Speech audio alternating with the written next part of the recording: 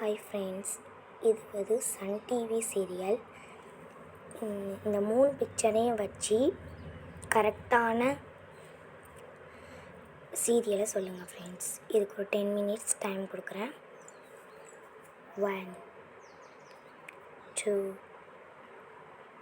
3 4 5 6 7 8 9 10. இதோட சீரியலோட கரெக்டான ஆன்சர் என்ன அப்படின்னு பார்த்தீங்கன்னா சித்தி 2. சரி, வாங்க அடுத்து பார்க்கலாம். இப்போ அடுத்த பிக்சர் வந்துடுச்சு. இதுவும் ஒரு சன் டிவி சீரியல் தான்.